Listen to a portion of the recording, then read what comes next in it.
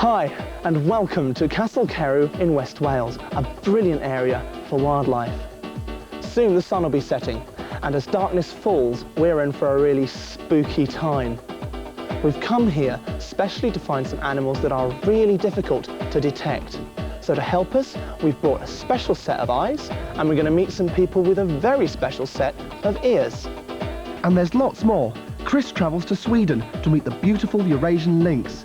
In What a Bug, there's an amazing traveller. But first, to South Africa and a school for young trackers.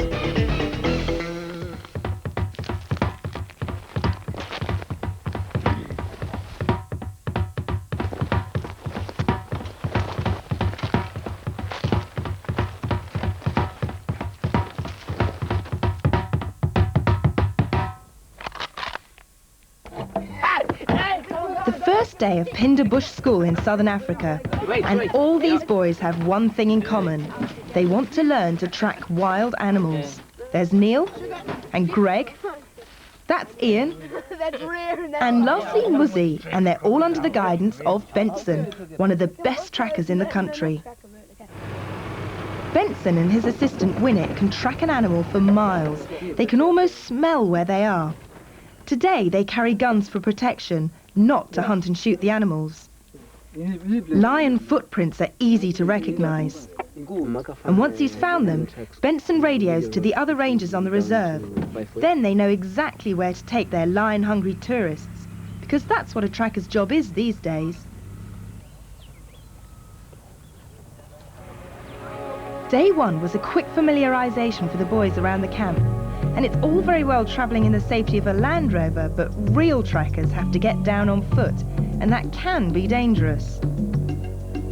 It's important to stick together and learn all sorts of skills to survive. Like how to make your own soap from a caterpillar pod tree. How to use a branch from the magic guari to brush your teeth with. You see how it's like now? And most importantly, to recognise the leaves of a weeping wattle to use as toilet paper. There are all sorts of different ways to approach the different animals, whether it's a vervet monkey, a group of impala, or even a marabou stork high up in a tree. But all the time, Winnet and Benson were there to make sure the boys were safe.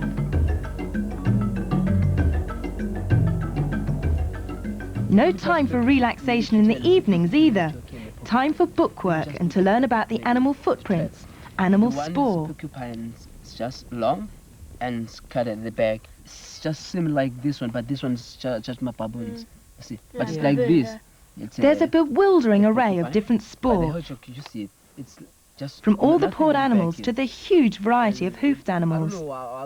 And the next day they'd track an animal for real.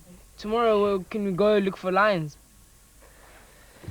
No, just because it's too dangerous. Then what can we go looking for?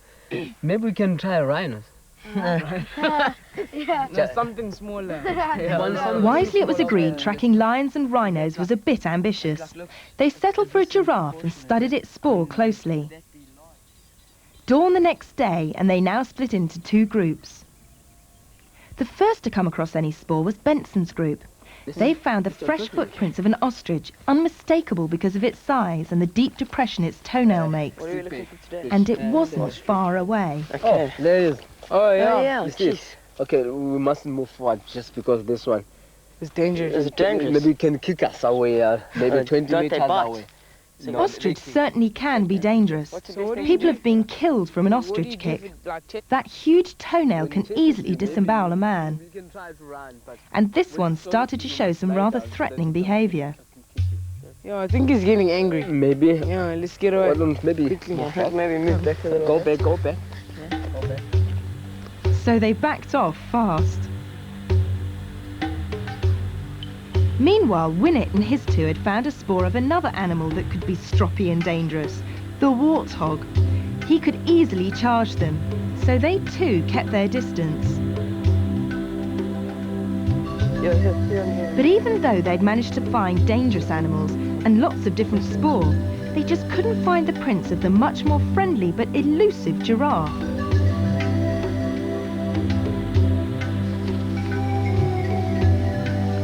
Hours passed by and the two groups rejoined. Maybe we could go in a bit. At last it was Ian who found the first clue. Here's one here. Where's this? Front. Yeah, thank you, well done. Yeah. And then which way this one's facing to maybe? I think I'd be going that way. That way. Okay, let's And it wasn't long before Greg found more. Yeah, well done. Okay, well done. You see how it looks like? Let's just first go this way, maybe look all around there. This was it. The boys were well and truly on the trail. The giraffe had to be nearby.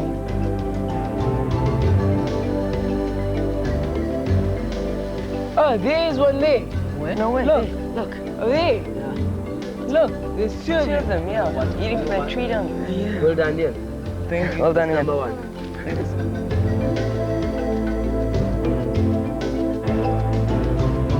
Yeah, it's like a long time, but that's cool. The only way to maybe to find them is to track them. Yeah. Mission accomplished for the first day's tracking. I've come to the rather wet north of Sweden to meet one of Europe's most exciting animals. It's its biggest wild cat and a cat with a reputation for having the twitchiest whiskers in the West, the Eurasian lynx. Now sadly these animals have a reputation for killing other farm animals, so they've been severely persecuted and only 200 remain here in Sweden. Having said that, they're also rather shy. So we've come to Järv Zoo where Ulrika here, their keeper, is quite confident that these lynxes will come up and take some meat from us when we go in the cage. This enclosure has been specially designed to replicate the lynx's natural habitat, and it's a quarter of an acre of fabulous rocky forest. Just look at that. These animals are so shy. There would be absolutely no chance of getting this close to them in the wild, so this has to be a fabulous treat. Now, lynxes normally prey upon quite large animals, such as roe deer, although if things are tough, they'll also take rats, mice, and even hares. They're solitary hunters, and they normally hunt at night. They're descended from a larger African species, but these, the Eurasian lynx, are subtly different. You can see that they've got these very, very long legs, possibly an adaptation to help them running through deep snow. They've also got huge feet, and those act like snowshoes. They're going for running across that snow.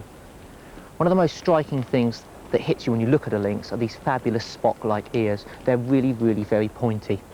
Nobody's sure exactly why they're like that. It could be that in this dense forest, their sense of smell and vision is not as important as their sense of hearing, which may be exceptionally acute. Another thing you'll note is if you look at their ears, they have these characteristic white spots on them, and that could be for communicating between the mother and her kittens. And the relationship between the mother and the kittens is particularly good. She has to stay with them for up to 11 months. And this could be because it takes such a long time to train them to hunt. Their method of hunting is quite difficult. Even when a mother lynx goes off to mate with another one, a process which could take 10 days, she provides for her kittens, perhaps killing a couple of roe deer and leaving them there as a larder for them to eat. Sadly, this has given the lynx a poor reputation for a wasteful killer. It's not the case, it's just good mothering. But what about those whiskers? They really are amazing. Apart from being very long, they're also very flexible, and the lynx can move them about on its face a lot more than other cats. Now, why is this? It could be that they've got very small tails. You see, cats' tails are very important for communication, and since they can't communicate with their tails, they use their whiskers instead. Now, here's a turn up for the books, because when we normally tell you about endangered species, it's always doomy and gloomy. Yet these lynxes are actually on the increase, and it's because there's been a lot of mild winters, and that means there's a lot more of their favourite food, the roe deer, about. So for the lynxes in Sweden, at least, it's all good news.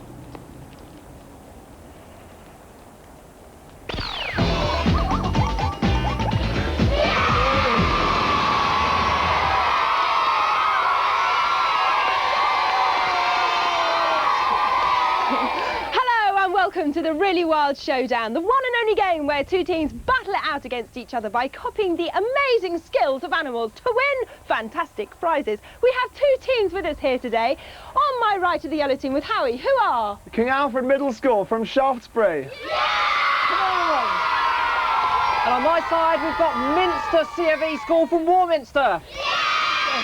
Come on, give them a cheer. And And today's showdown looks at an incredible bird. Have a look at your screens. Now, this bird lives in the blistering heat of the desert of Africa and the Middle East. What then, you might ask, is it doing sitting in a puddle?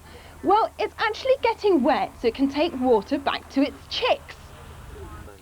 And that's exactly what you will have to do. You'll have to carry water from the oasis over the obstacle course, underneath this one, all the way back to your nest at the end. Now, the one with the most water in the nest at the end is the winner. How, you might ask, are you going to carry the water? Well, obviously sandgrouse don't have buckets, so 2 team members will be sponges.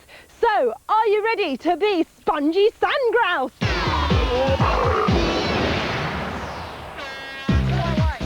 And so our teams are off for a good sponging. Water start. It's a bit different from the real bird's habitat, isn't it, Chris? Sandgrouse live in the very dry desert, and that means to get water they have to fly all the way to an oasis like this. Normally they don't stay long in the water. These 2 males are doing something a little different. You see, they're unique in the bird world. Their chest is just like a sponge. Yep, it's one of the yellow grouses that's out in the lead. When they're fully loaded with water, they fly all the way back across the desert until they arrive at their nest. Here's the male back now. Imagine it, he's been like a flying water tanker over 50 miles. Pretty tiring stuff, and I think our teams are finding it quite tiring as well with all that extra weight on their chest, but they're doing extremely well. Okay, off you go, off you go. Roll on your back this time, you're looking dry on And back they go again. A task for the male that he has to complete many times in the 5 weeks it takes the chicks to learn to fly to the waterhole themselves. Okay. Got all the water out yet? Imagine being a bird.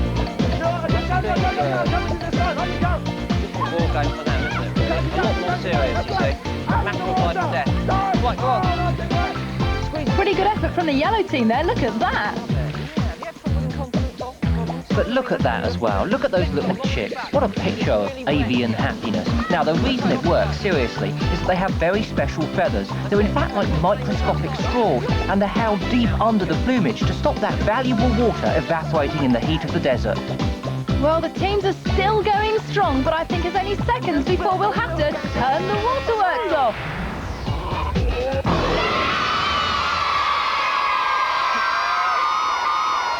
What a good effort by a right bunch of drips. That'd be such a grouse. I think they did brilliantly, and that's why they're all going to get a Really Wild Show t-shirt and, of course, the Really Wild Guide to Britain. But who's the winner? Let's have a look. Yes, did pretty well, but by a smidgen of a digit. The Blues are this week's winners, so they'll all go home with big days out for themselves and their families to a wildlife park of their choice. So well done, Blues! Yeah. Go on. Howie's team, on the other hand, were a rather pathetic shower. So we've got a booby prize for them, the wet sponge. But let's finally not forget the bird with the best chest, the sandgrouse.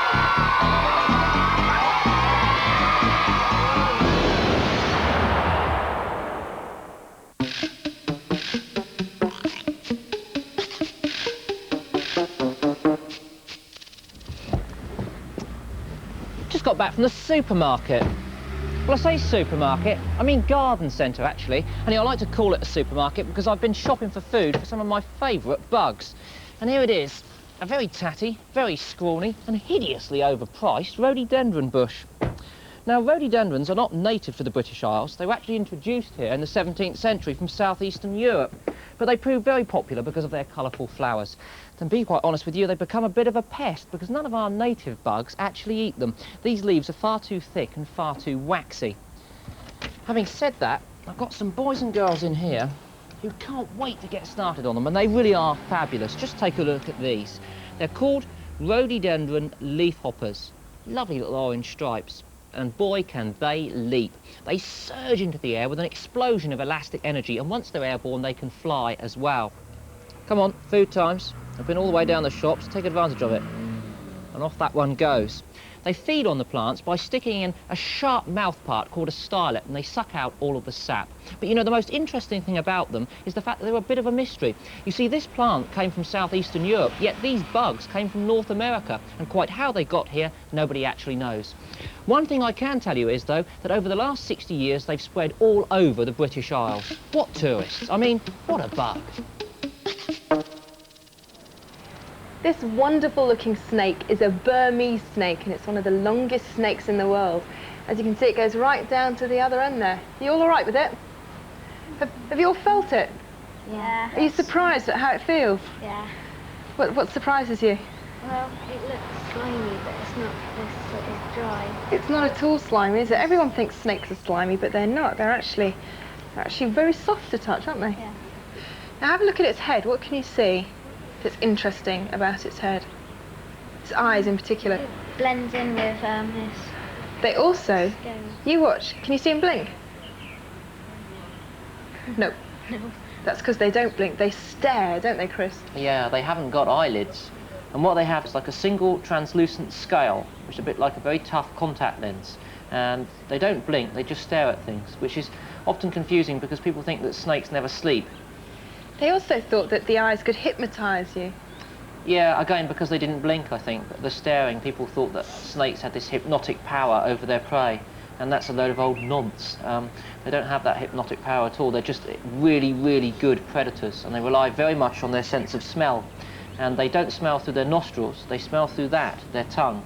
And every time it flicks out, it picks up lots and lots of scent particles. It's very sticky, and they can taste any tiny particles of scent in the air. Why do snakes curl around? Curl around? Well, these ones curl around for a couple of reasons, I suppose. Firstly, they kill their prey by constricting it. Now, they generally move quite slowly, pythons like this, but occasionally they can put a spurt on. They can certainly move their head quite quickly when they want to grab something. So they seize hold of it with their teeth, and they're very good at gripping, and they don't let go. And then they throw all of this body around it. Now, you can feel how heavy this snake is. Now, nearly all of that is muscle, and these are incredibly strong. So what the snake would do is whip itself around until it was wrapped around the body, and every time the animal breathed in, anything up to the size of a small pig or a small deer could be eaten by this snake, then it would squeeze it just a bit tighter, and eventually it wouldn't be able to breathe out anymore, and the animal would suffocate. They also coil up when they're on their eggs, though, as well, don't they? Yeah, pythons make the best mothers of all the snakes. Most snakes lay their eggs and then they abandon them. The pythons actually stay with them, and they will coil around their eggs. Big ones can lay up to 50 eggs, and the mother python will stay with them until the point of hatching. In fact, even a few days after they hatch, she'll be there with them.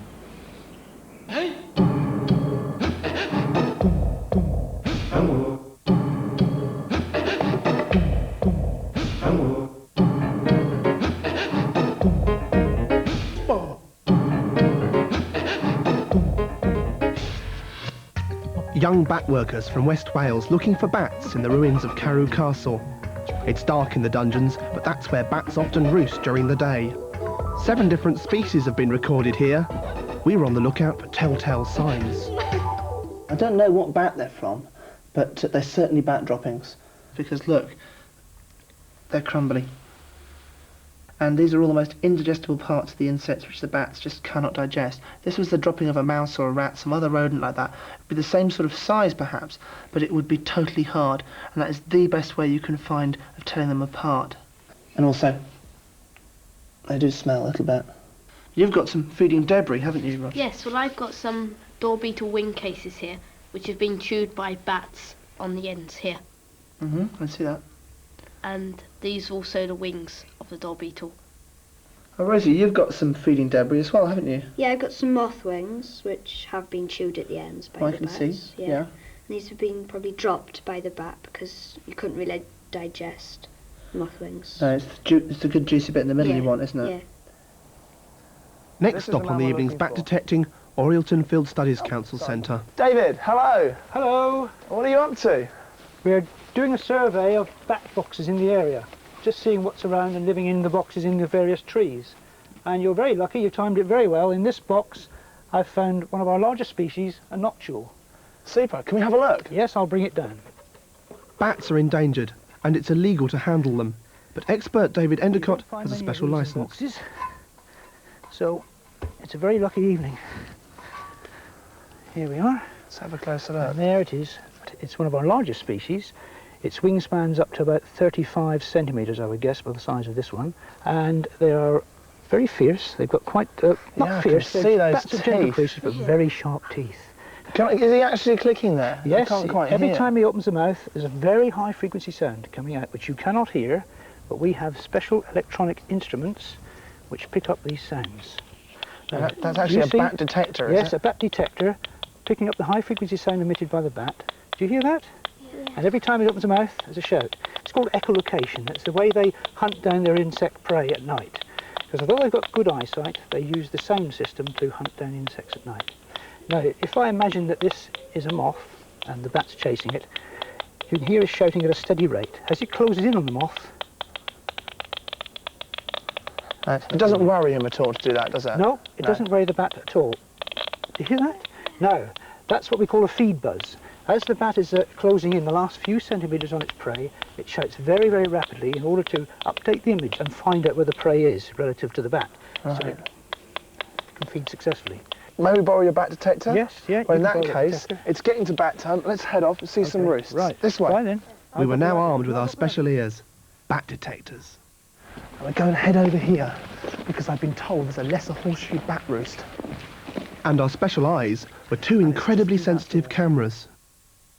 Switched them both on, and this is what it looks and sounds like near the roost of the lesser horseshoe bats. These nocturnal mammals are incredibly difficult to film on the wing, but for me the really brilliant thing was the sounds they were making. As they darted backwards and forwards under this door, warming themselves up for the night's hunting, their sounds began to change. Bats echolocate at different frequencies. Using his own homemade bat detector, Rob tracked a single lesser horseshoe at a higher frequency. Yes, click it. It's gone. No. Lost it. Over the roof. Go back. Incredible sounds, and from just one species of bat. Next, we went to a remote spot where we could listen to lots of different types of It bats. keeps going sort of like... do you hear that? And that's when It was pitch black. Time to switch on our special cameras again. With the other bats. From the bridge over Stackpole Reservoir, the sounds were terrific. When it's getting close. What are we listening to here? Well, these will mostly be pipistrelles flying around, all around us. They seem to be all over the place. They're sort of getting right high and then low again as well. But so they're not the only bats you're going to have around here, are they? No, well, there should be Dalbentons flying low over the water. Now, they're actually a bit different, aren't they, in the way they catch their flies? Yes, well, they fly very low over the water. That's why they have such a high frequency. So if they like crashed at that rate, they would be in serious trouble. They tend to scoot. We spent the next hour or so just talking about and listening to these wonderful creatures. A noctule flew over. We never saw it. In fact, we never really could see any of them. But what a wonderful symphony of sound.